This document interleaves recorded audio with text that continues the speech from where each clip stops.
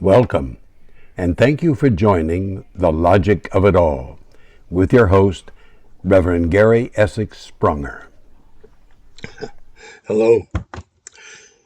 Thanks for joining in on the conversation. The last time, on episode 25, we were dealing with the human Jesus and the spiritual Jesus. The human Jesus was a savant in understanding the relationship we have with the Creator, and then how we are to live with one another. The spiritual Jesus is understood as a spiritual Son of God, sacrificed to die so that everyone could be saved from our sins. We discussed how the human Jesus offers a far more personal relationship with God than it is between God and us with Jesus up here. We left off knowing that two prominent figures of the Sanhedrin, members of the council, were the two that saved the body of Jesus from being thrown onto the piles of rotting flesh on Golgotha by placing him in the new tomb owned by the wealthy Joseph of Arimathea. Nicodemus, the leader of the Pharisees, helped carry the body to the tomb and prepared it to be resting on a slab in the tomb. I have to confess, I have been holding back something that happened because I did not know how to present the information in the meaningful way it deserves. Before I go further, I plead with you again to go back to November 2023 and start with episode 1, so that by following the logic, all we've been discussing will not seem so heretical. The event happened a few weeks after this podcast, the first podcast began, The Logic of It All, sometime in December of 23, I believe. Finally, in October of 2024, I had to start somehow and decided to just present it as it unfolded. Off the cuff, I just began talking one day, trying to describe what had happened. I'm not sure how to explain this. I could have picked a warmer day, but I've been sitting on it for months, not knowing how best to present this. I came out of the grocery store, and I usually park right here by the grocery cart depot, and my car was right next to it, but not this time because it was all filled up.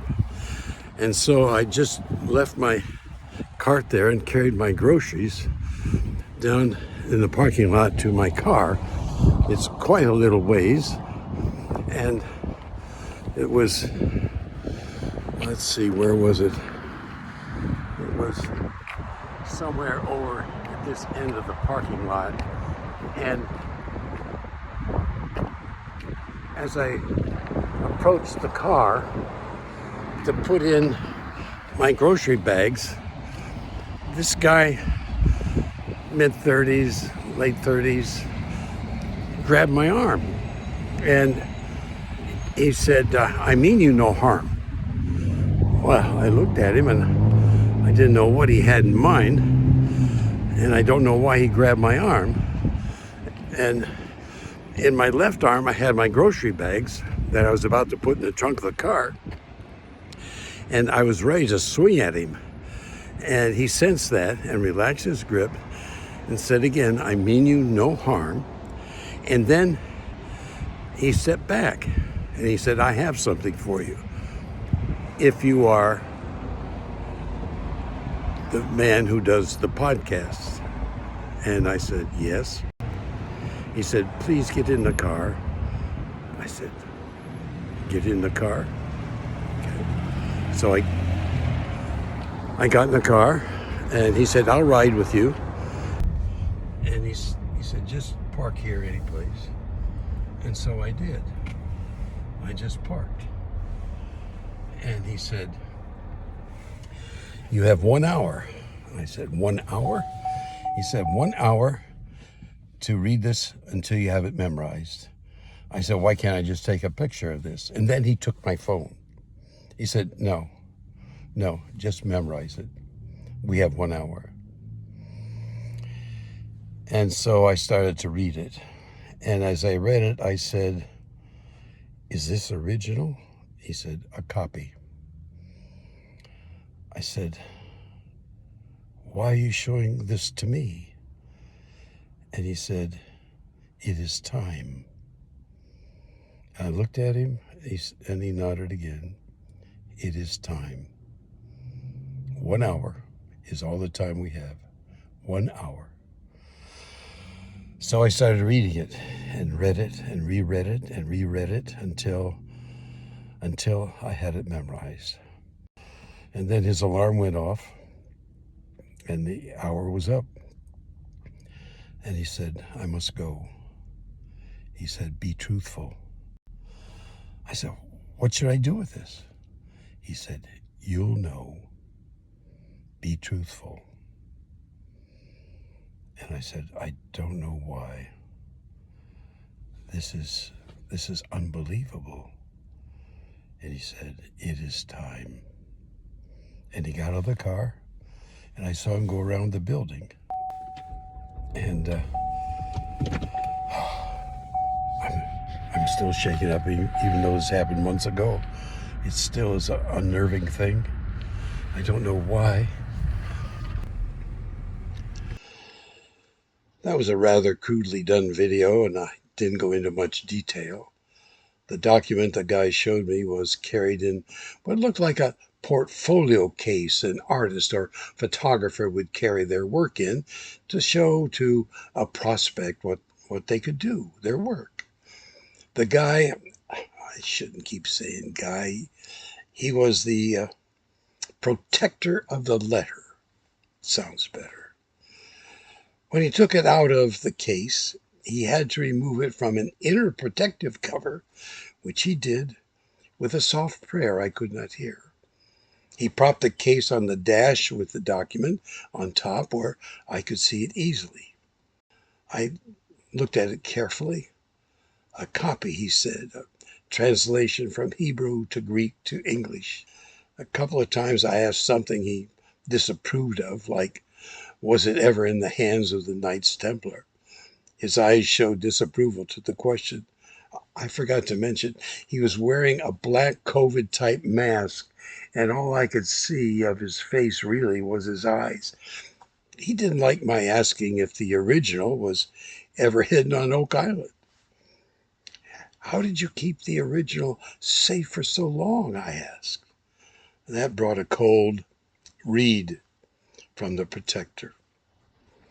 When time was up before he put it safely away, I had to recite the entire letter.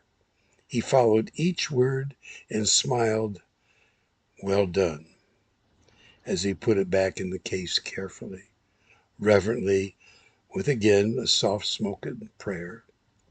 And as he got out of the car, he put my phone in the passenger side door, the well, where I couldn't reach it quickly. He held my gaze for a moment and said, be true. He left. I went home through the garage, picking up a writing pad used for projects, and as quickly as I could, I began writing as fast as I could while still remembering every word of the letter. Yeah, that's what I wrote. The letters of each word were hand-drawn. Beautiful, beautiful, intricate work. I printed out the letter so you could have an idea, sort of what it looked like. And that letter looks like this. This is what it looks like. Can you see? So that's the letter. I'll turn the camera around and see if we can't read this together. Nicodemus, student of Jesus, to friends and followers of Jesus, I write to thee of details after his death.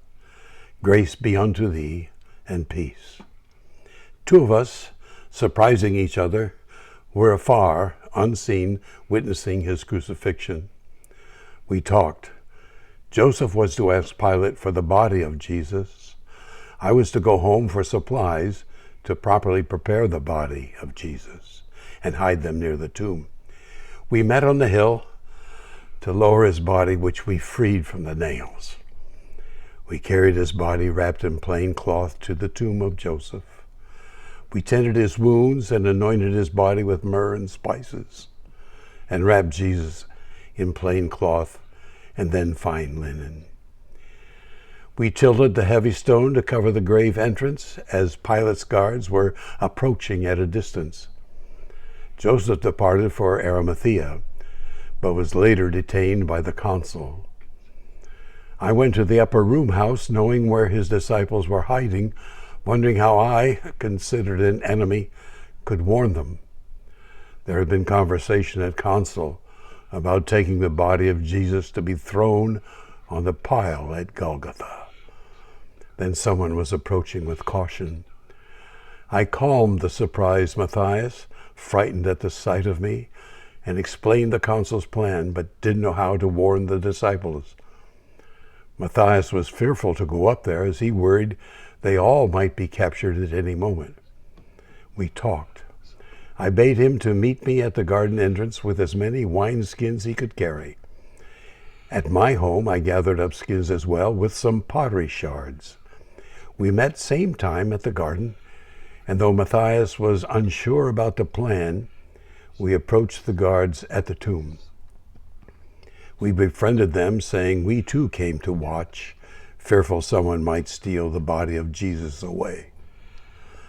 Much wine was passed. We laid down as to sleep, and the guards fell into a drunken sleep. We shed our robes and shaped them like we were sleeping, and with effort tilted the stone enough to enter and allow moonlight for us to see inside the cave.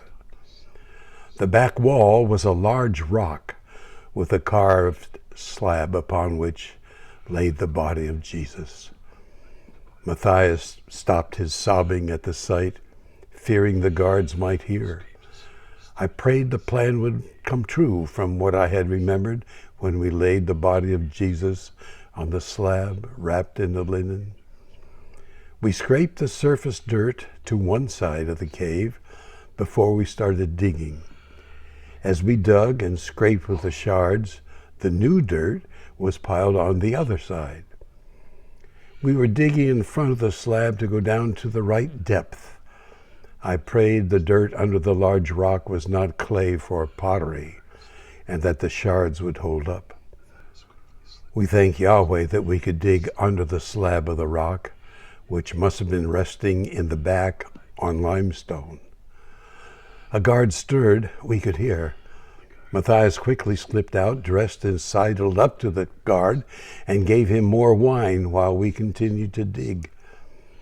When the guard was back to sleep, Matthias joined, and we were successful in digging out enough space under the slab. We both prayed as we unwrapped the fine linen, and then in plain cloth, the body of Jesus was placed beneath the slab. We cried as we prayed and stuffed dirt in and tightly around the body of Jesus. We thank Yahweh for the life of Jesus and asked forgiveness if we had done something sinful. We folded the linen and placed it on the slab, and using all our strength, tilted the stone to give full opening into the cave. After quickly dressing back into our robes, exhausted, we lay on the ground, easily crying and praying thankfully for the angel that came taking away the body of Jesus. A guard, awakened by our commotion, came to us asking what happened. Did he not see it? The angel? It was wondrous bright, brighter than day as he took the body of Jesus away. The guard believed me as I told him the angel moved the stone like it was a pebble in the sandal. He looked in and seeing it empty, ran to tell the other guard what had happened. It was nearing dawn, and we hurriedly gathered up the empty skins. Both guards came to us, and I said, "These cannot be seen when what happened becomes known." The guards didn't know what to do. I assured them we did not want them to be in trouble, and said we had to be in our homes before dawn, or we would be in trouble with the consul. Please, we were never here. If it was known, our enemies would say we stole the body of Jesus. And if we were here, you could be in trouble for letting it happen. We don't want to be in trouble, and you don't want to be in trouble, I said to them in confidence. The guards nodded. We were not here, so we cannot say anything about the angel. But when the story comes out, we and the disciples will support the story full-heartedly. We grasped each other's forearm, looking eye to eye. Matthias got up from praying, and we left hurriedly, taking everything we brought with us. Waving a farewell, I prayed the guards would tell what happened with conviction. I tell ye who have followed Jesus, your rabbi, your teacher, so thou wilt have peace and comfort, knowing the body of Jesus has been safely laid to rest. May his Spirit dwell with thee and those of your family, and may the love of Yahweh grace all the days of your life. Humbly, Nicodemus, who studied with him in secret. I hope you can understand why I kept thinking I had to present it appropriately, like maybe doing it as a novel. Something more than just, here it is, the letter.